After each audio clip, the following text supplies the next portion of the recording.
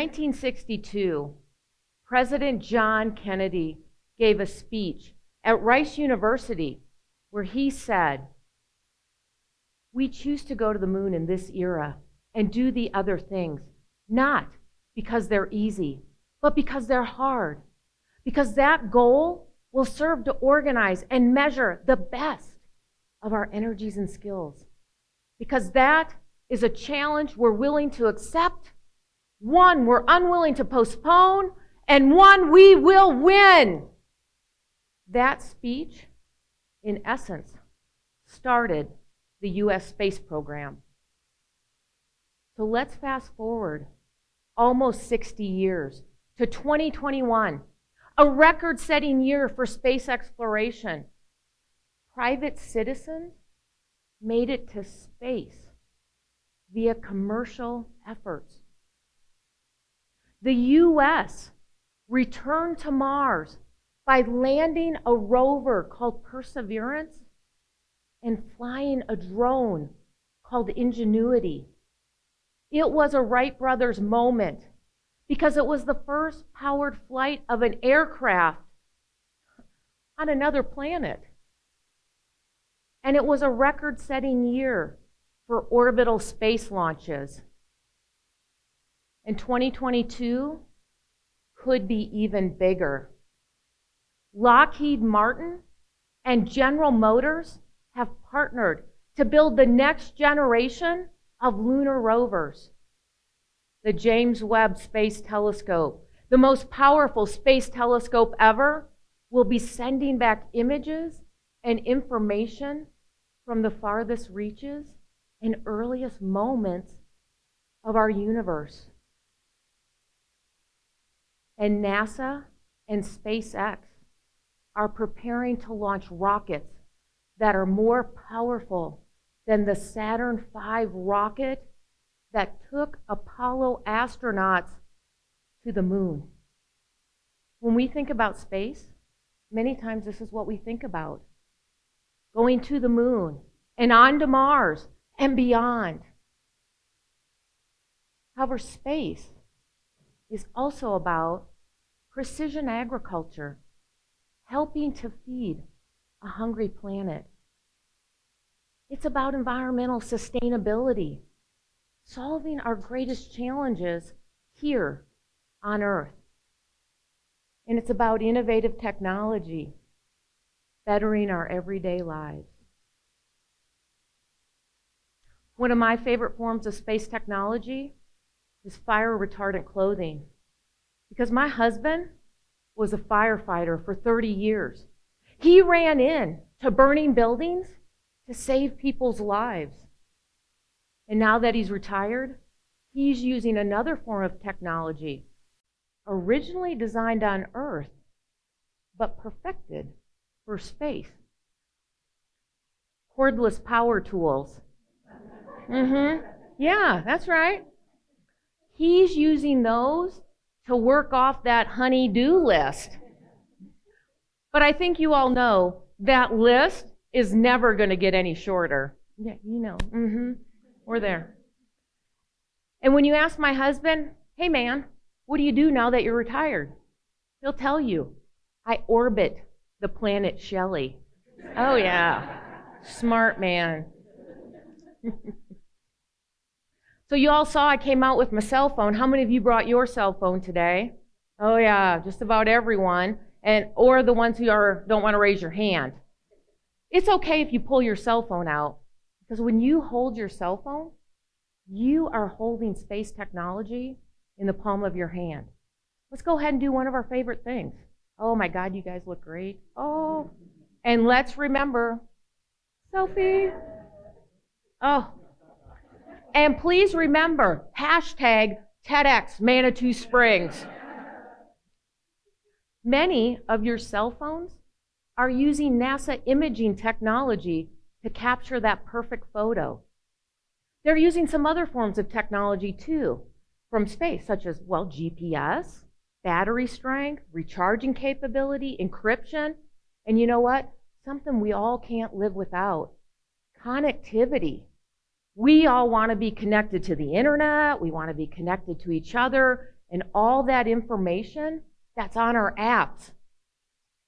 And I'm a big fan of the weather app, because I live in Colorado. Yeah, and I could have 4 seasons in one day. But thanks to those weather satellites and real-time data, well, I know how to pack for my next vacation, how I can send the kids to school, and how to plan for that next hike.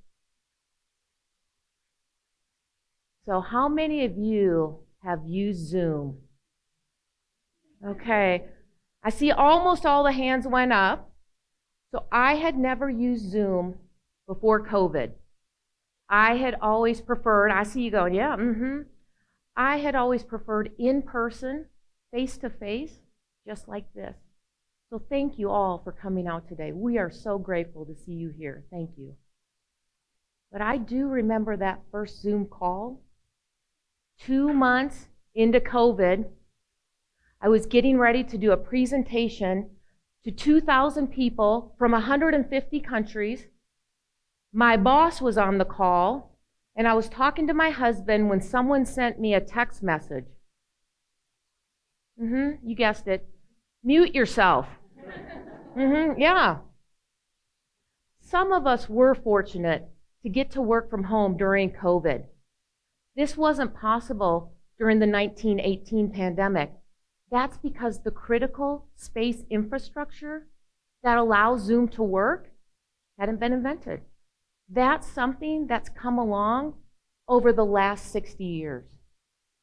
And in case you're wondering, I have figured out how to use Zoom and master the mute button. So in addition to this technology, space is also helping us with healthcare, such as mammogram detection, cataract surgery, laser angioplasty, pacemakers, and keeping our balance. A colleague of mine lost his balance, fell down the stairs, and broke his leg. Do you know anyone who suffered a fall and maybe injured themselves? So, about a third of the room. Yeah, I've even had to go to physical therapy to improve my balance, because most of us don't realize that our balance is deteriorating until it's too late, and we suffer a fall like my colleague. According to the CDC, 28% of people over 65 years of age fall each year, costing on average $50 billion. And falls are the leading cause of accidental death in those over 65. Did you even know that balance was a key indicator of our physical health? No. And you know what? We can measure it.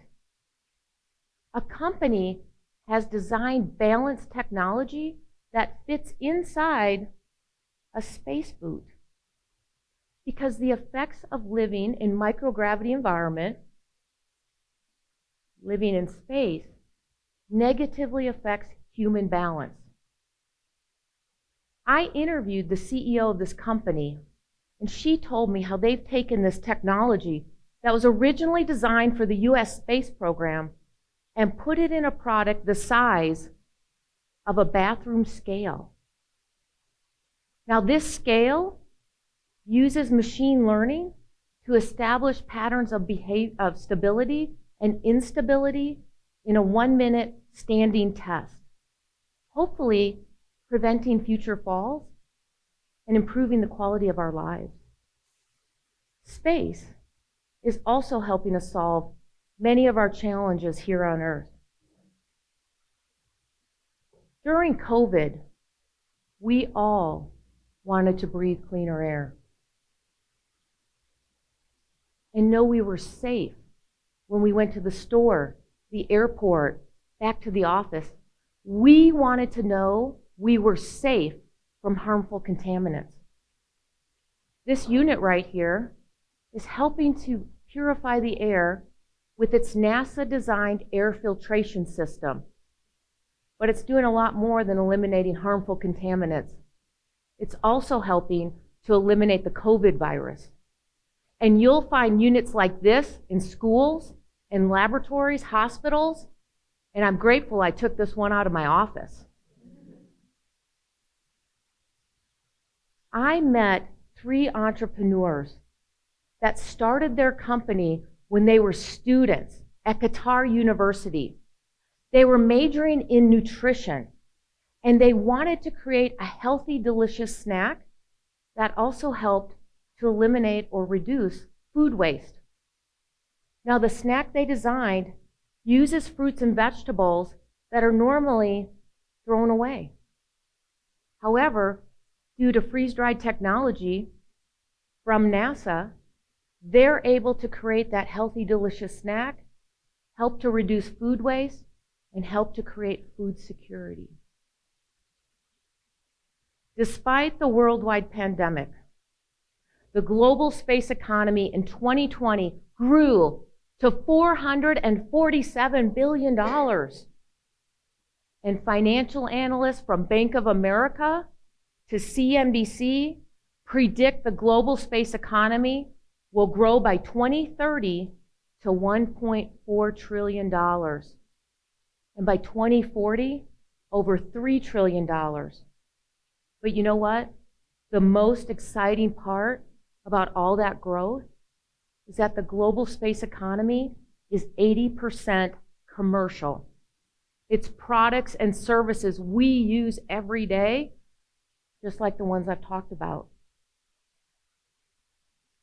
During President Kennedy's time, when he gave that speech in 1962, neither he nor the people who heard it could have imagined the technology and innovation that would unfold in the following decades. They were focused on putting a man on the moon and doing it first. Now, multiple countries are focused on putting the first woman and person of color on the moon, and private companies are building the rockets to get us there.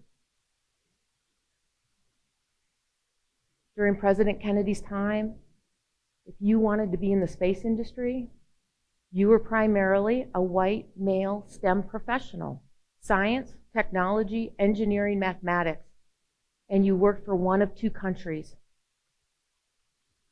Now, there are more than 90 countries operating in space, and the one-time standard of male STEM professional is now an arena of diversity of people and skill sets and regions of the world. I'm an example of that new space workforce. When I graduated with a bachelor's degree from CSU Pueblo, I applied to become an officer in the Air Force.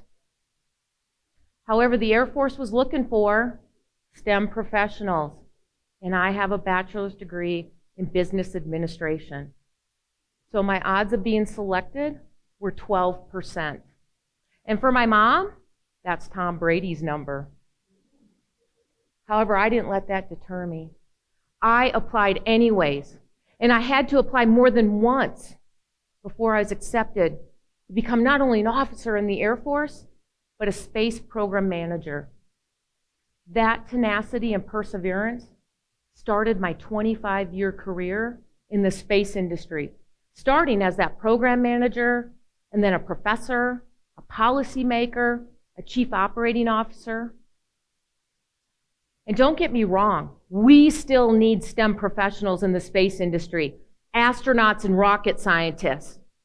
But we also need entrepreneurs to artists, program managers to policymakers, technicians to TEDx speakers. Because the only way we're going to get to the moon or onto Mars or solve any of our challenges here on Earth is by bringing more talent and people and ideas and diversity into the workforce pipeline. Space is all around us. And there's space for you too. Join me in creating the next 60 years of this space adventure. If you're a teacher, you can bring space-inspired curriculum into the day-to-day classroom making learning fun, relevant, and engaging. If you're a community leader, maybe you or your company can sponsor a school, a class, an enrichment program. You could volunteer to be a science fair judge, a guest speaker, a mentor. Become a role model. And if you're a parent or a grandparent, you can bring your families to places that encourage space activities like planetariums, science centers, museums. You can watch space programs on the NASA website or TV shows like How the Universe Works. You can even go outside and stargaze and talk about the formation of our planets, the solar system, and how each of us is made of stardust. Join me, because together we can change the world and continue to develop space technology and innovation. But more importantly, we can create access and opportunity and make space for everyone. Thank you.